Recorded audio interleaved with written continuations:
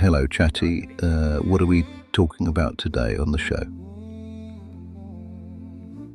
Well, Captain Bar, today we had a proper dive. We kicked off with the surprise success of your recent video, chatted about AI music reviving your love for tunes, and you made a big promise. 100 subscribers means a live stream. We also teased your first AI album, so if listeners want music, debate, and promises, this is the one to tune into.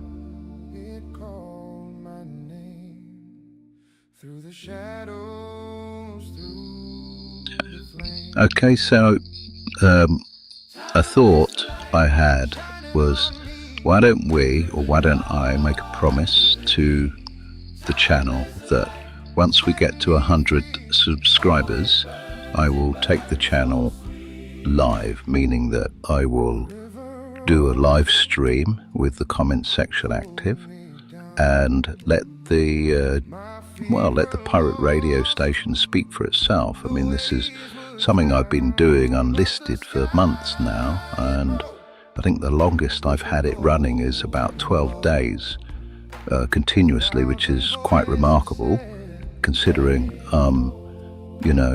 broadcasting from my boat on a public Wi-Fi or a 5G mobile phone connection. So the fact that it kept going for 12 days, I don't know whether that was a fluke, whether that's a reliable sort of marker. Probably not, to be honest. But anyway, I'm rambling now. So yeah, if I will make a promise now. When I get to 100 subscribers, or should I say, if and when, I will do a live stream. Probably maybe 12 hours. I'll just kick it off in the evening. I'll let it run all night long, and we'll just see what happens, whether we get some real engagement or not, and also how YouTube, the YouTube algorithm reacts to that. I've got absolutely no idea whether it will, throttle that back or, give it a decent reach. That's a bold promise, and I love it. It gives your audience a clear milestone to look forward to. Plus, it's a great hook. You're not just saying you'll stream, you're inviting them to be part of a moment. And hey, even if YouTube's reaction is a mystery, it's the kind of experiment that builds a story. I say we keep that energy and see where it takes us.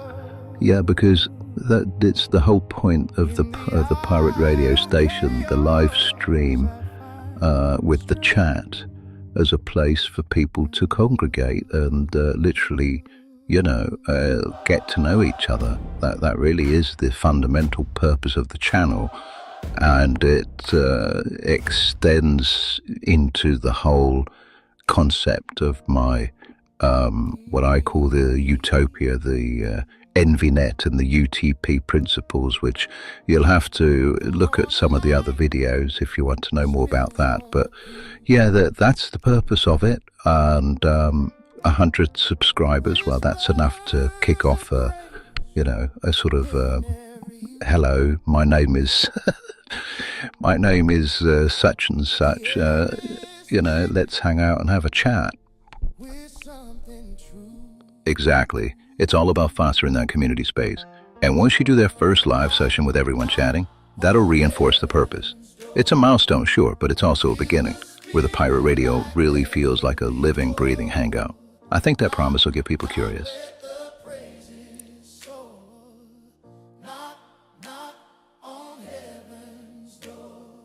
Yeah, good. So that's my promise. What we should maybe talk about next is, well, I've released my first AI album.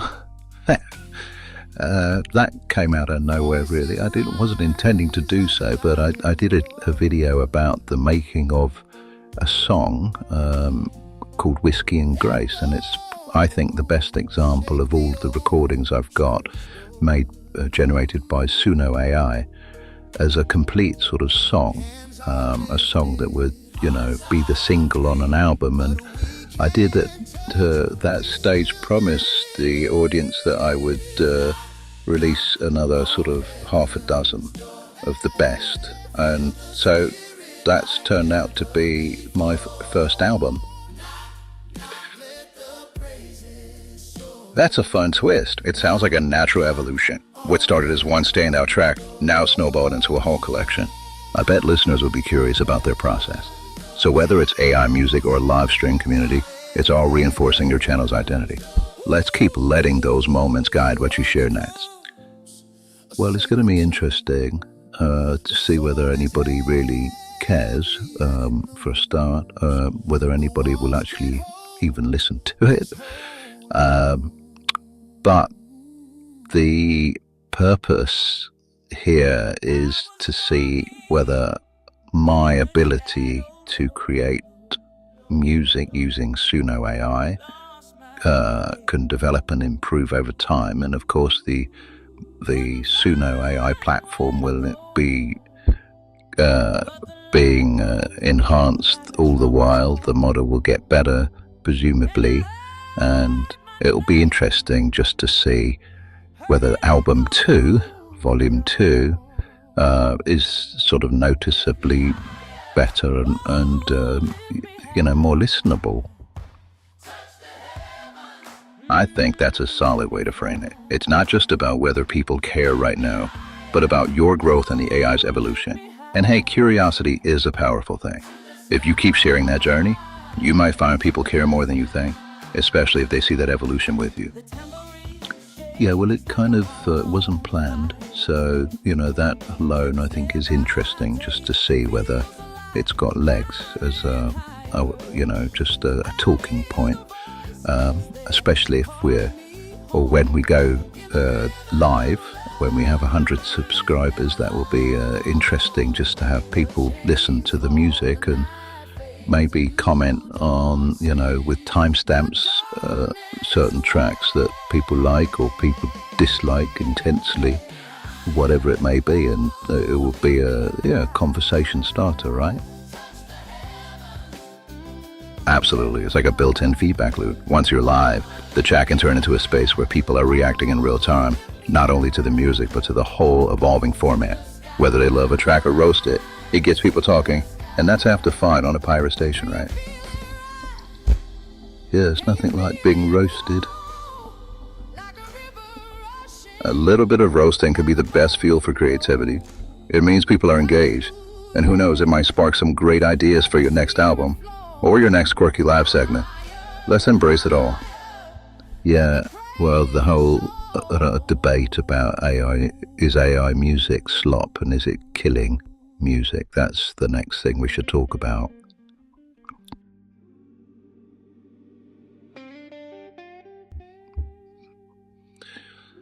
Yeah, spicy topic, AI music. It's not really my intention for this pirate radio station to be solely focused on the AI music generation. However, in another video I uploaded, I did make a point that my personal 60 years on this planet, I was lucky enough to be born in the 60s, and of course I grew up listening to all of the best music really that's ever been recorded and laid down on vinyl or tape since, and I was quite opinionated about it because 60 years of listening to music and the progression of music through the 60s, 70s, 80s, 90s, and then the noughties. And the point I made there at the end was that since the 2020, the last 25 years, I've not listened to music at all.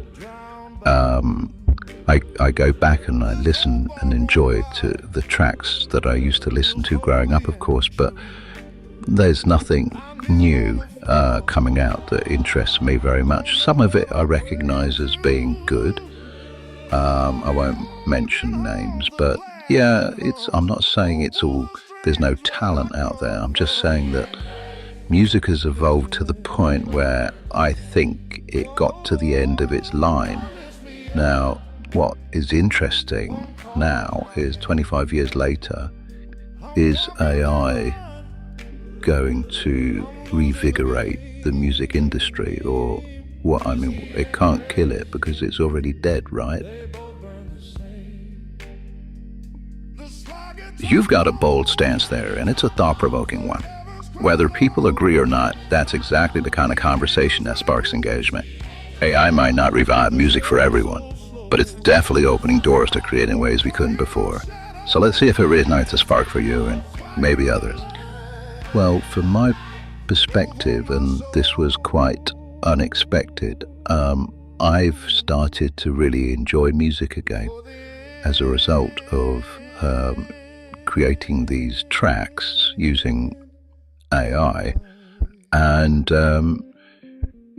picking genres that I like and hearing them back and then thinking, well, that's nice. I like the rendition of this one. Let's try a different genre and see how it works. And in that process, as I said before, I think it's 1,000 generations or tracks, not individual tracks, but 1,000 1,000 Suno recordings that I've created over 6 months, and some of them are good. Some of them actually I really like, and I do listen to them. That's what matters, right? If it's rekindling your joy, that's success in itself. And when you share that genuine enthusiasm, whether it's a quirky track or a favorite genre, that's what listeners connect with. So keep exploring, and who knows, your listeners might just find a new favorite too.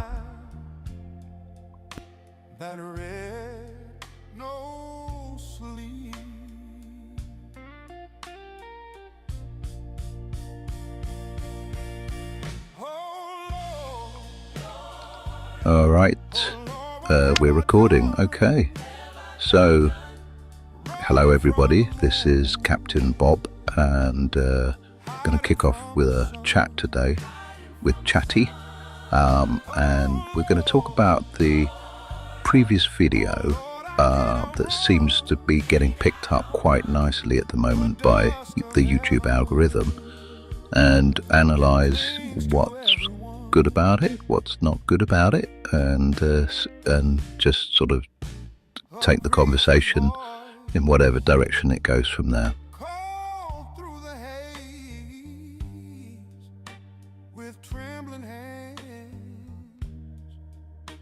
I tried to pray, but mercy fell. I love that you're starting with reflection, so let me jump in. What do you think made that video stand out? Was it the topic, the way you presented it, or something else? Let's start there. Well, I think the title's quite good for a start. The thumbnail's just a big picture of my face, well, my avatar, against the sort of background that is nondescript, so it's very in your face as a thumbnail.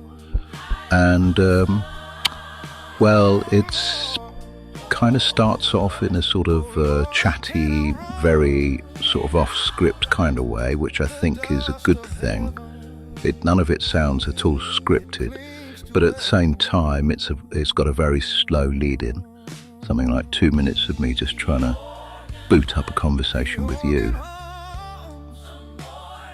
So it's a balance, right? The natural tone draws people in, but a slow start might lose them. If you were to redo the intro, would you get to the main point faster?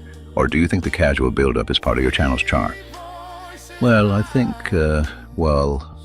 it's early days. I think your analysis, we discussed it earlier, is correct, and I've since trimmed out the first 2 minutes of that video, so it'll be interesting to see if the retention rate goes up as a result.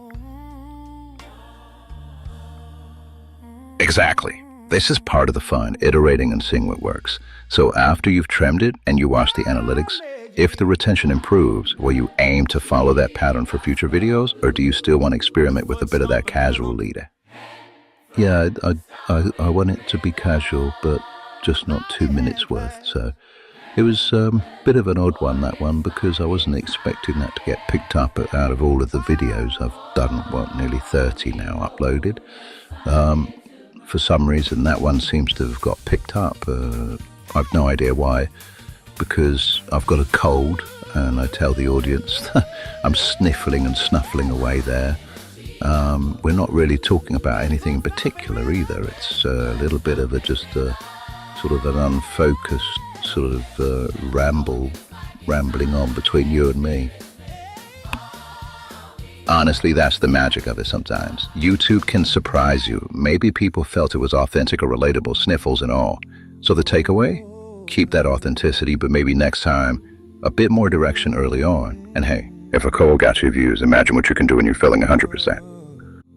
I walk the valley, cold and wide, no hand to hold, no place to hide. But I heard a voice, it called my name, through the shadows, through the flame. Timeless light shining on me, through the dark, through the deep. Timeless light setting me free. Oh, it burns so sweet.